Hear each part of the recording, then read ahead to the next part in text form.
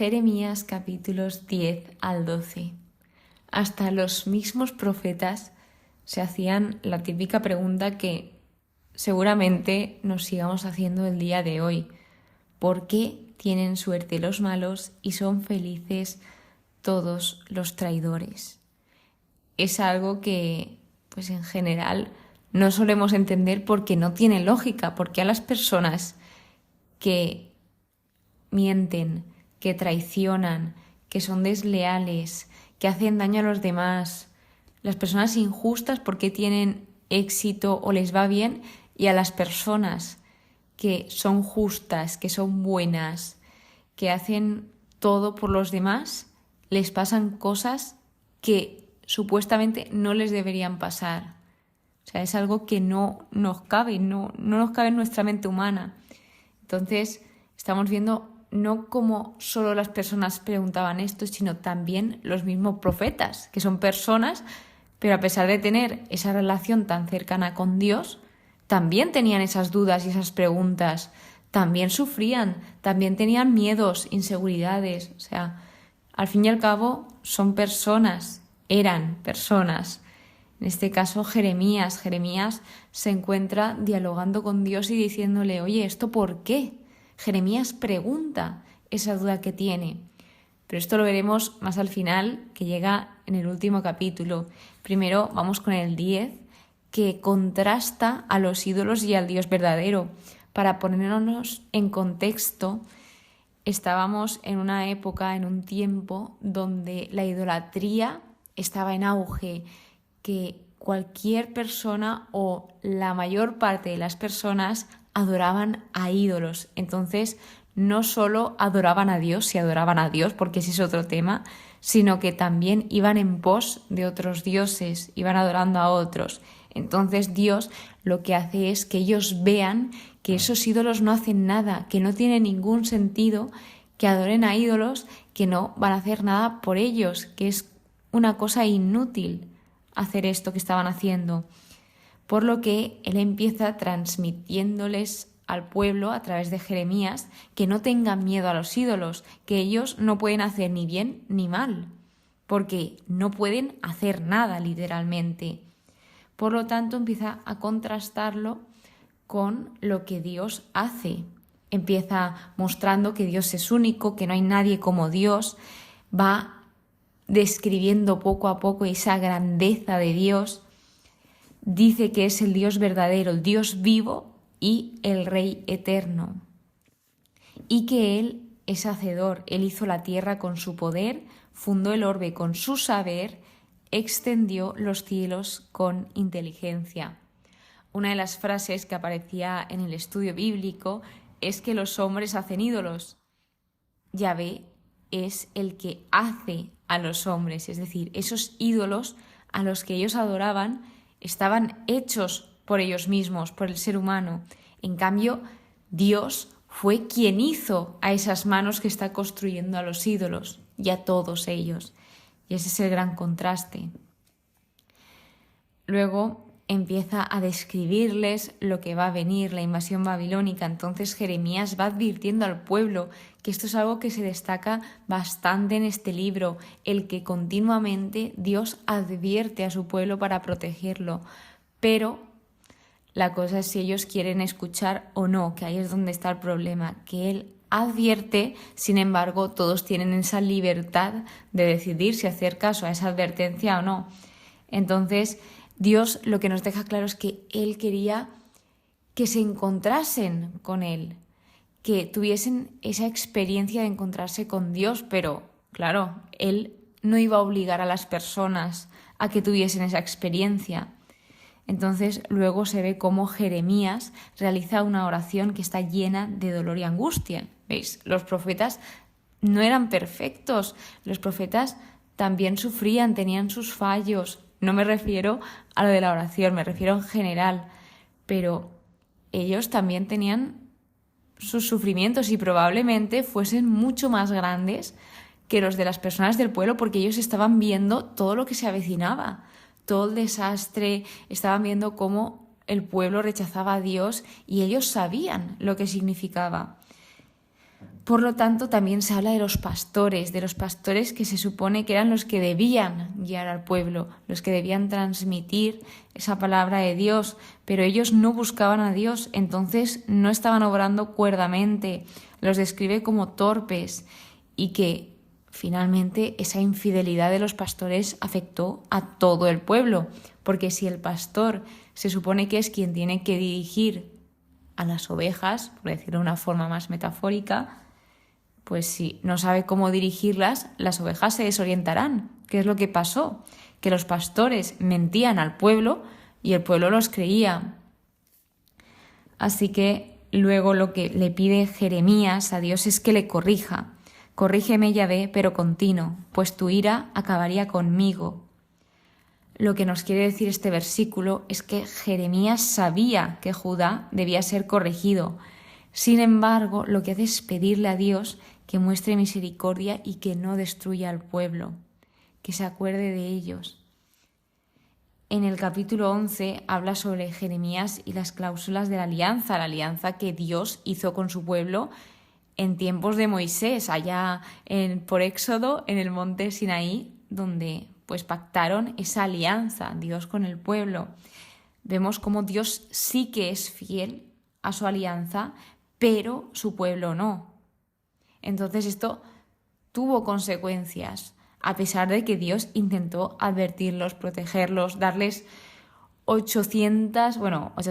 infinitas oportunidades. Hizo todo, absolutamente todo lo que se podía hacer por ellos y con ellos.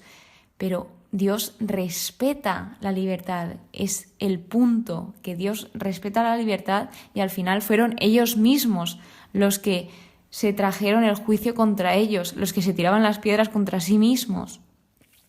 Dios lo único que les decía eran que escuchasen su voz, y lo repitió innumerables veces. Él dio muchas advertencias y aliento para que hicieran lo correcto según ese pacto. Y él lo que destacaba era la importancia de la obediencia, y él hizo todo por cultivarla y alentarla, porque la obediencia debe ser trabajada.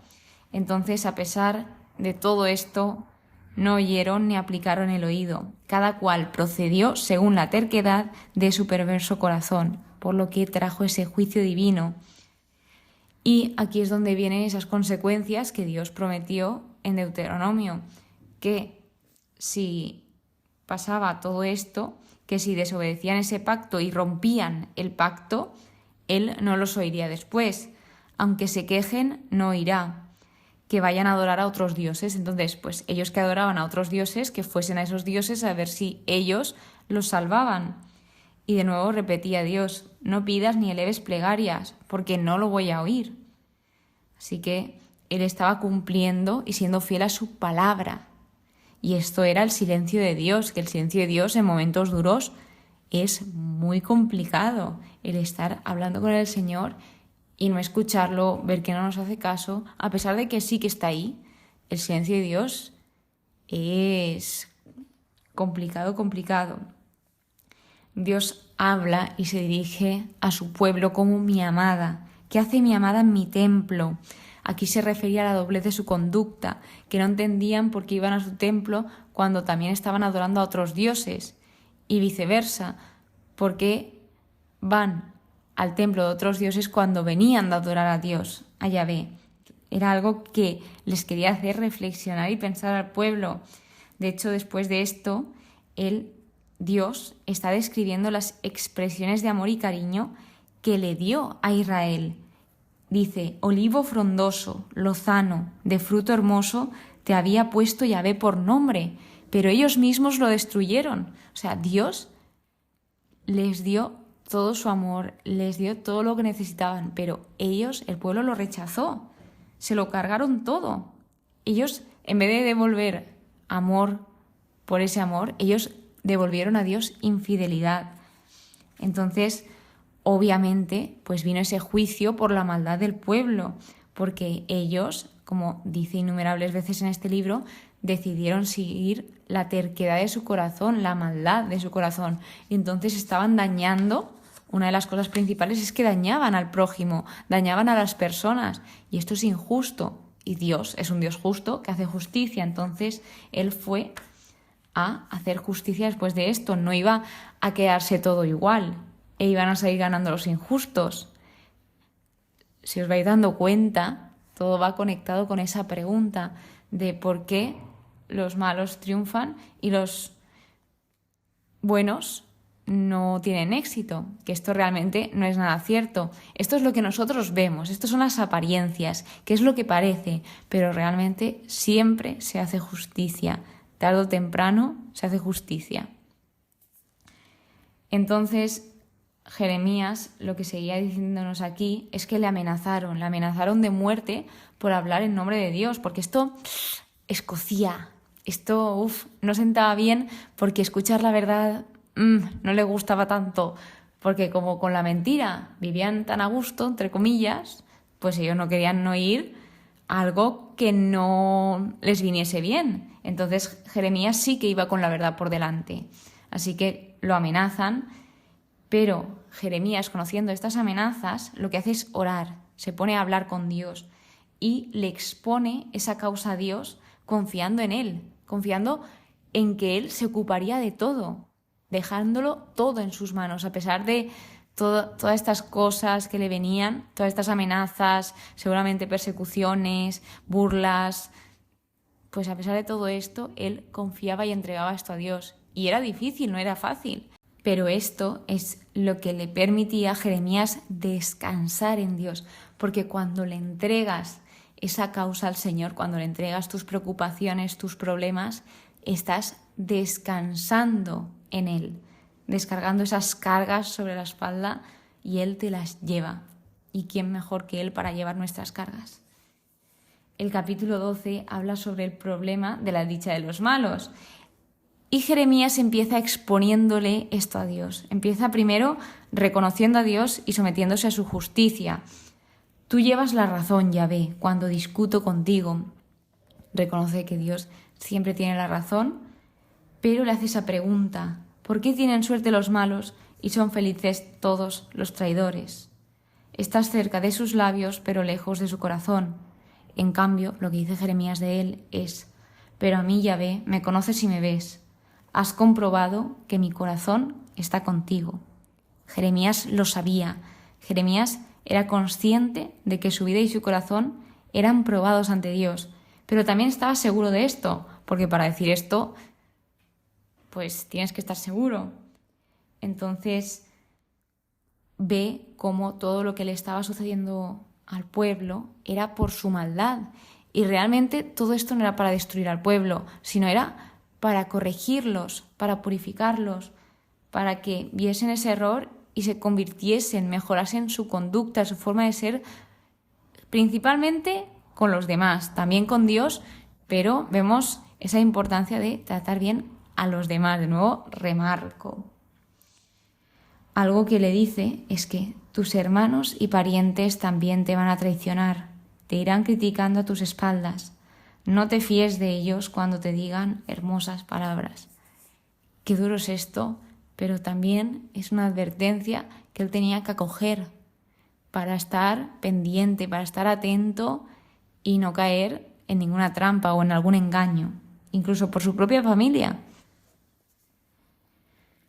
Luego habla de nuevo Dios sobre los pastores que destruyeron su viña, que hicieron tanto daño a su pueblo, que la convirtieron en desolación.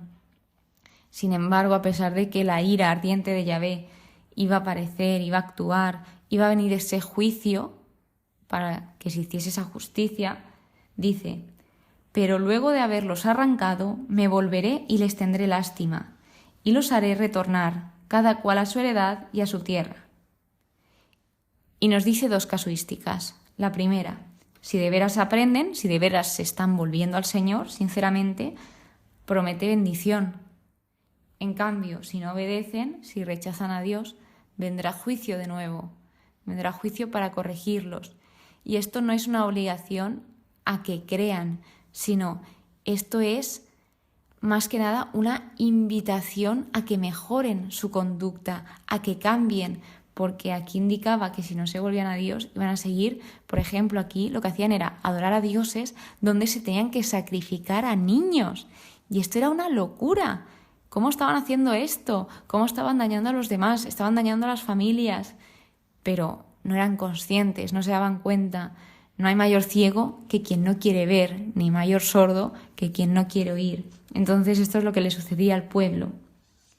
Así que vemos cómo esa consideración de Dios por su pueblo se basó en el amor y la fidelidad a Yahvé. Además que se ve su gran misericordia, a pesar de todos los pecados y todas las faltas que cometía el pueblo de Dios con Dios y con los demás. Dios tiene esa infinita misericordia y Dios perdona si se arrepentían de corazón.